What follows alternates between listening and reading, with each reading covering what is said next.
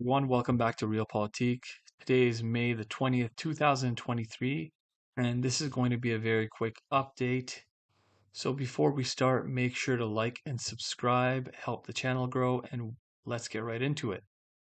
So in Bakhmut, the situation continues to deteriorate for the Ukrainians. Their defensive lines have crumbled, and the Russians have advanced, and basically the Ukrainians are just on the outskirts now, on the outskirts of the center of the city. And right now, the Ukrainians are essentially withdrawing. And from what I'm hearing, there's a lot of intense fighting going on right here along this intersection because the Ukrainians are, a lot of them have withdrawn here. And they seem to be gathering, congregating here for some reason. Now, if you watched my previous videos, I've said it before, I'll say it again. The Ukrainians should have withdrawn a long time ago. And let's look at the ISW map now. The previous map was the live UA map. So the ISW map, this shows in the orange claimed Russian control. And most analysts are just accepting these claims because Wagner and Prigozhin, usually when they make claims about controlling territory, they're 99.9% of the time spot on. They don't they don't manipulate facts to that extent when it comes to, the territory they control. Of course, there's a propaganda war going on, but in terms of what they control, what settlements they control, what streets, they're pretty accurate. Anyway, so looking at this map, we can see the same situation. The Ukrainians are, there's some fighting going along right here at this intersection. And this curve right here, when there's two main roads in and out of Bakhmut. This one right here at the bottom, you can see, and this one right here, I'll draw it in if you can't really see it. But essentially, this road to the north has been cut off. Russians have just advanced forward and cut them off. And the Ukrainians are either withdrawing through the fields. There's also a road here, I believe, a dirt road. And so they're withdrawing through the fields, dirt roads, and some of them are still using this main road. And of course, in the previous videos, I've shown you footage, and you can see that a lot of Ukrainian armored vehicles and trucks and whatnot are destroyed while using these roads. So it's definitely a risk. But right now, the Ukrainians are on the outskirts. The fighting is ongoing. And let's look at another map, actually. Uh, this map right here shows all the different areas the Russians have named. Constructor, Nest, and the dominoes they just took in the last 24 hours. I mean, all this whole area basically came under Russian control, more or less in about the last 3, 4 days. I mean, they just a lot quicker than what people thought. It fell a lot more quickly than what than the usual pace at which the Russians were taking territory. But anyways, as you can see, the Ukrainians are just on the outskirts and some buildings over here, and it's I mean, the Russians have given a new name to this intersection. There was a MiG-17 here before. It was a monument, and yeah, it was destroyed in the back and forth fighting. But yeah, they've given this area a new name, Tetris, which is interesting. Anyways, let's look at some footage of Bakhmut.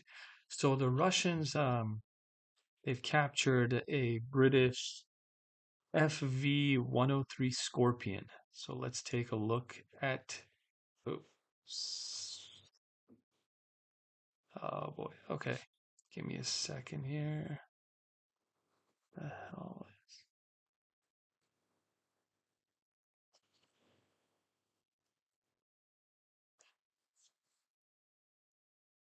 So yeah, it's in pretty good shape. On the back it says "Unite with Ukraine."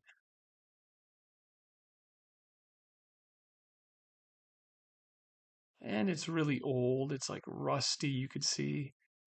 Um,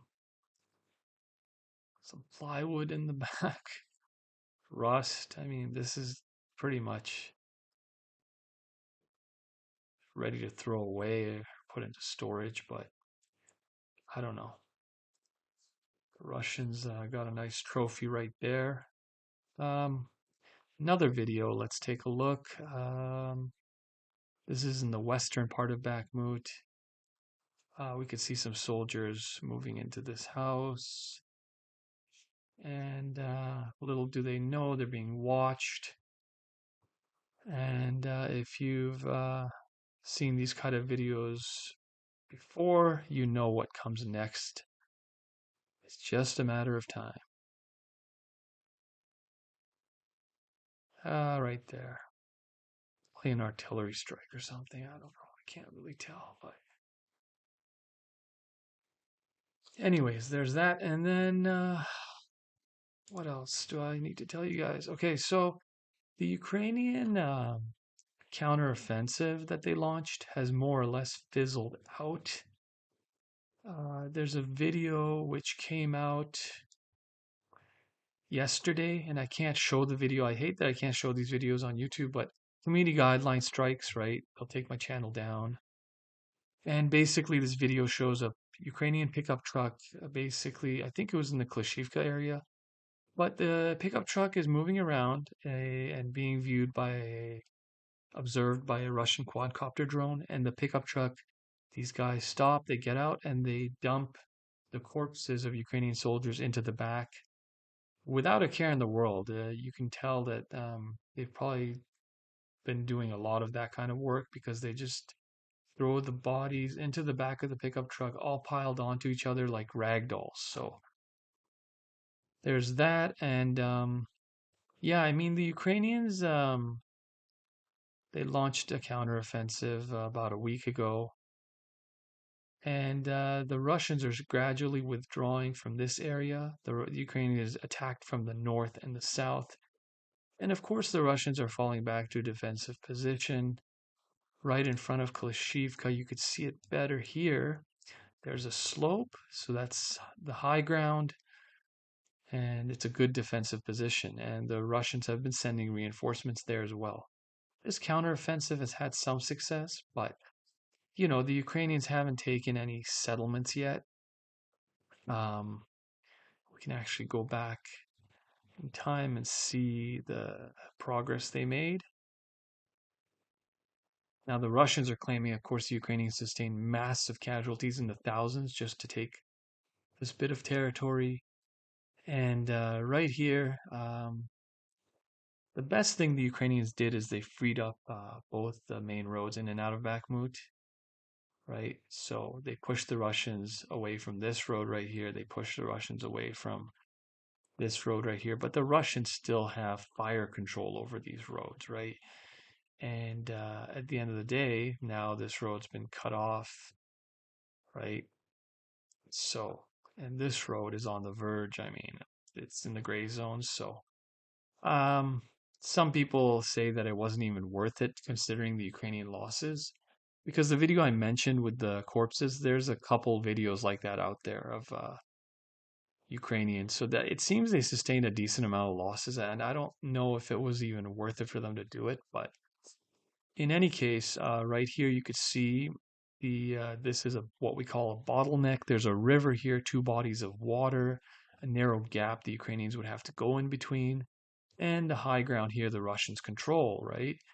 You can see right here, where is it? Okay, here, you can see 150, 180 meters higher, and the Russians are holding on to this, so this gives them the high ground as well.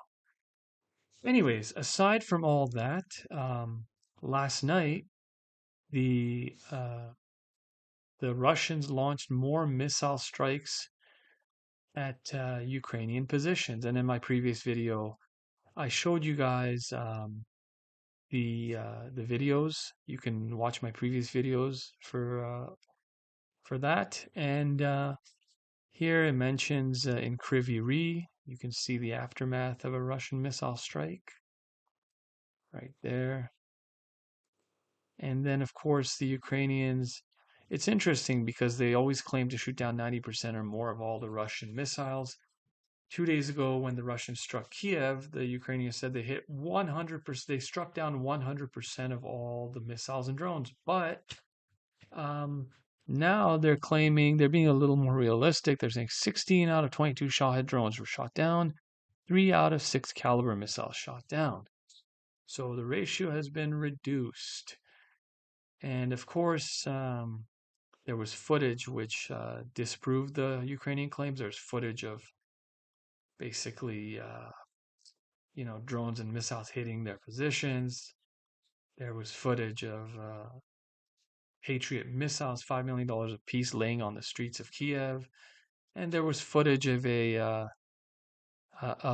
Patriot battery unloading all its 32 missiles, and then it appears that it gets hit by something, so probably a Kinzhal missile. Some people are saying that that footage, the Ukrainians actually unloaded all the missiles so that when the Kinzhal hit, it wouldn't cause a massive explosion, right? But anyways, guys, that's it for today. Please remember to like and subscribe, comment, ask me any questions. If you agree or disagree with any points, go ahead and comment and share the video. And I'll see you guys in the next one.